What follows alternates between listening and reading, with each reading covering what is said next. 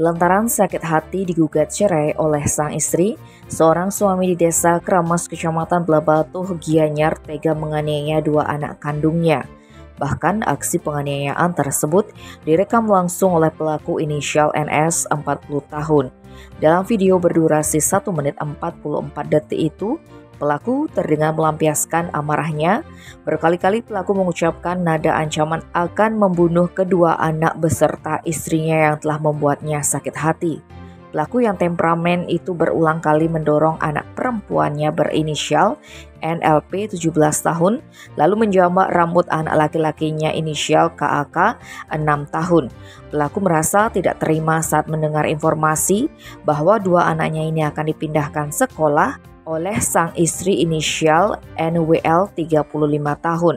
Kasat Reskrim Polres Gianyar AKP M. Gananta saat dikonfirmasi Senin 8 Januari malam membenarkan dugaan terjadinya kasus kekerasan dalam rumah tangga tersebut. Pelaku sendiri telah berhasil diamankan.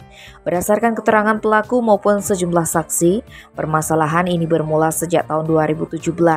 Ketika itu sang istri NWL 35 tahun berangkat kerja ke luar negeri sebagai pekerja migran Indonesia menuju Rusia. Bermodalkan uang pinjaman di koperasi desa setempat sebesar 100 juta rupiah, NWL terbang meninggalkan dua buah hatinya. Setelah 2 tahun bekerja di luar negeri, NWL pulang ke rumah sembari membawa sejumlah uang untuk membayar hutang. Tanpa kabar berarti, tiba-tiba pada bulan Februari tahun 2023, sang istri melayangkan surat gugatan cerai kepada NS sehingga membuatnya kaget. Ibarat sudah jatuh tertimpa tangga, NS setelah sakit hati digugat cerai setelah di sidang mendengar kabar bahwa kedua anak kandungnya diajak pindah sekolah.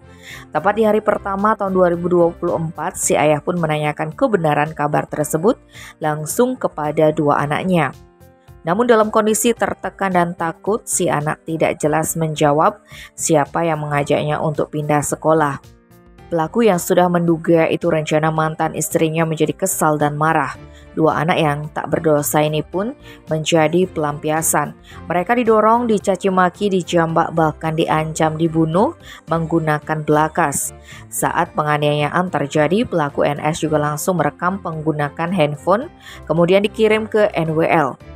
Maksudnya untuk memancing NWL agar pulang menemui pelaku. Sementara terkait ancaman pembunuhan, dari hasil pemeriksaan penyidik, hal itu terjadi karena emosi sesaat pelaku. Saat penganiayaan terjadi, gugatan perceraian Pasutri ini masih dalam proses persidangan. Tim Bali Express melaporkan.